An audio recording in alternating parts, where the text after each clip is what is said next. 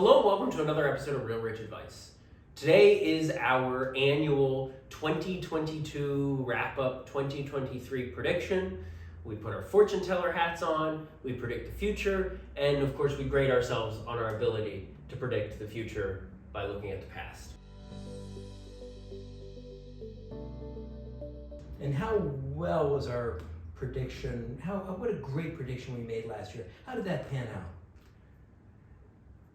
Interesting, you asked that. So if we go back to the 2022 prediction video, Yes. we had a couple predictions, one being interest rates. And what was our prediction on the We interest predicted that interest rates in the fall of 2022 would be at 5%. And we were right there that at 5%, they did get to 5% in 2022 in September. Where we were wrong is they kept going. Yeah. Just a little bit. They didn't peak. No. So they peaked in October. As of right now, they've peaked in October at about 7.5%. So for that, we were wrong. Now, where we were right a little bit is we did predict that inventory would remain low and that maybe it would get a little bit better, but it would still remain low. And that we saw that carry through 2022. Inventory remained low. The buyers were out. The sellers, there just isn't as much inventory, but it's historically always a problem in DC. And I would say going into 2023, we're probably going to see inventory maintain those relatively low levels going forward. And one of the reasons we're seeing a lot of that is because a lot of people over the last couple of years refinanced their houses or purchased homes when interest rates were historically low. What I call the COVID interest rate. Yeah, the COVID interest rate. So when interest rates are really low, people refinance, they're somewhat reluctant to buy a new home.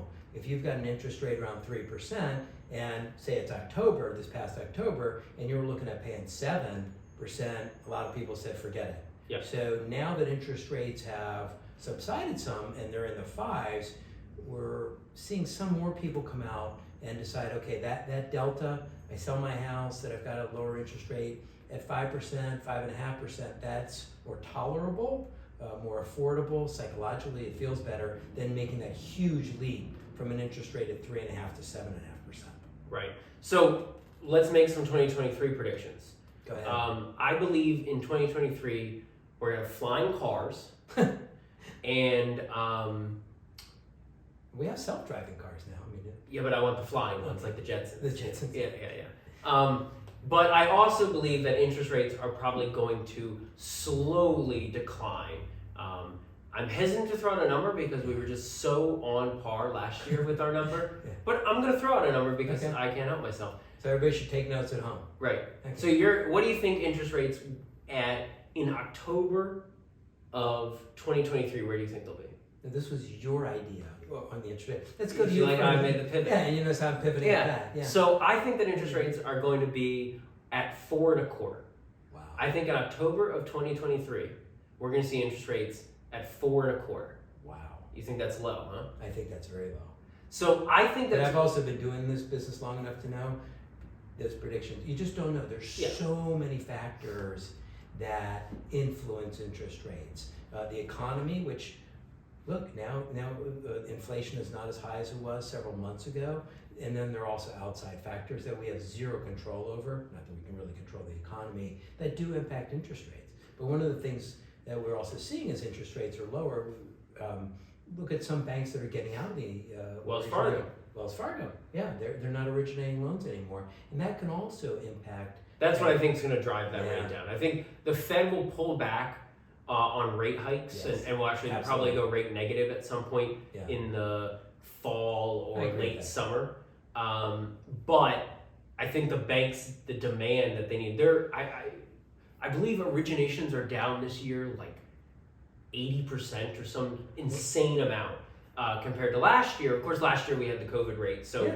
it was artificially high. But even in the last couple weeks, the statistics came out that refis are up like 2.5% from last month, but purchases are up like 0.5%. So the rates coming down caused some people to refi, but those people that refied are most likely the people that bought in October at 7% that Could were be. refining down to 5. Could be. You're not going to see the people at 5 or 4.5%, there's no need to refi. And with purchase originations being down, it just shows you where we are in the market that, like you were saying earlier, people who don't need to move, who aren't going to walk away from their 3.5% interest rate, they're just not going to right now. But I think as rates go down, we're going to start to see some other things happen. And one of those things I think is we're going to start seeing an increase back in people making home improvement projects and those sort of things. Material costs have started to come down because the big track builders, Lennar, Toll Brothers, NVR, the big guys, have all pulled back majorly on their building. So that's put a lower price in the market for lumber and those materials. And I think that's going to make some of the renovations a little bit more affordable. And you were also talking to me a couple of days ago about some of the style differences that you're seeing. And share with everybody what so when we talk about style, we're going to see, so during COVID, the last couple of years, we saw there was a big push to turn inside spaces outdoors. So that would be outdoor living rooms, outdoor kitchens, outdoor fireplaces, all the things, because we were trying to spend time outside. And what they're saying and what we're seeing already is the inverse is actually going to happen. So now we're going to try to incorporate exterior features and textures back into the interior of homes. So we're going to see more natural woods come in, and wainscotings and treatments on the walls, and just bringing some more of the natural finishes, stained woods, those sort of things, back into homes where we had been seeing painted woods and those sort of things. And where that's important is a lot of times when we're helping clients prepare homes for market, or people are making renovations and they're saying, well, if I sell the home in 3 years after I do this bathroom, how should I do the bathroom? Yeah, what should it look like? So we try to keep a pulse on that sort of stuff so we can adequately advise people, because when we prepare the homes for market, whether it's staging them, painting them, making little renovations here and there, it's really important to try to make those changes up to where the market's going to be so that you can get the most out of the houses when it comes time to sell, which of course is our goal. So that's sort of where we're seeing trends go stylistically. And we're also seeing that we've got several properties that are going to be coming on the market that are going to be prime for people to do renovations, small to large renovations. And we're also working with doing some projects with builders that it's important to know what people want. The style is very important. So when we have these properties built and the contractor's asking us for our opinion, you got to know what's going on. You got to know what people want. Right. And so with that, that's sort of where we see 2023 going. We hope everybody had a wonderful, happy, and healthy new year. Absolutely. And a wonderful 2022. Hope everybody had a chance to spend time with family and friends. It was just absolutely lovely.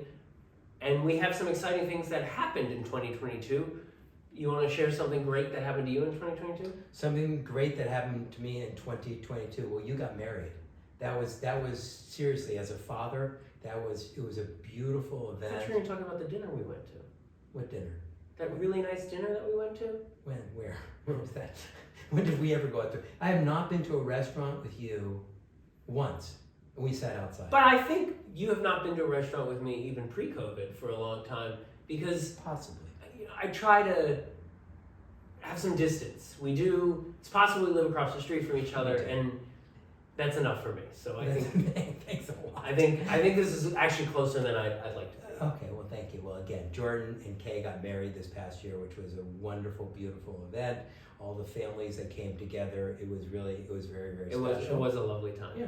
So we're excited for 2023 and those new experiences that we're going to be having. And in addition, we're excited to get out into the market. Spring is starting to heat up. The market's starting to heat up. Like I always say every year, the buyers are out right now. The sellers. Think about what happened this past weekend. We were at an open house. Numerous buyers came in that they were just starting their search. Really, it was their first day out, their first Sunday out. So the buyers are out there. And that's where, as a seller, you can sometimes get an edge if you can get your home on the market on the early side.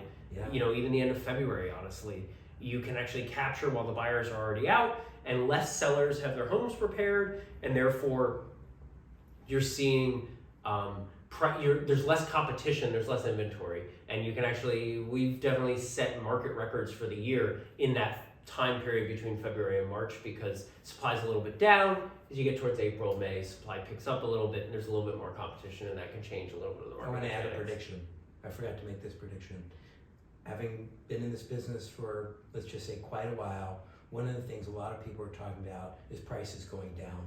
And I will, big picture, yes, there's going to be an anomaly here or there for whatever somebody's personal reasons are, where, yeah, there's going to be this one house where we'll probably get all the press in the world that, oh, prices went down on this one house. Globally, the DC metropolitan market, as long as I've been in this business, does not go down. Does it increase as much as it did some years, the years before? Absolutely not. But the DC market is very, very strong, the metro market. There are also people that, I was talking to a colleague of ours earlier in the week that had an experience where they put a property on the market and the buyer wanted to buy it now. They didn't want to wait. They didn't want to wait till spring because they're concerned that we might, with interest rates coming down a little bit, we might have such a busy spring that values might be better today than they are a few months from now. So, we don't know, but big picture, I don't see prices coming down in the DC metro area at all. He's got the gray hair to show for it. Thanks a lot. Yeah. But I have the hair. I have the hair here. Yeah. And with that, we're going to conclude this episode of Real Rich Advice because it could get worse as we keep going. So we're going to end it there. We hope you had a great time, a great 2022. We look forward to seeing everybody in 2023. And as always, if you have questions, have a question about a renovation or thinking about putting your home on the market, we're happy to help. Info is below. We look forward to seeing you next time.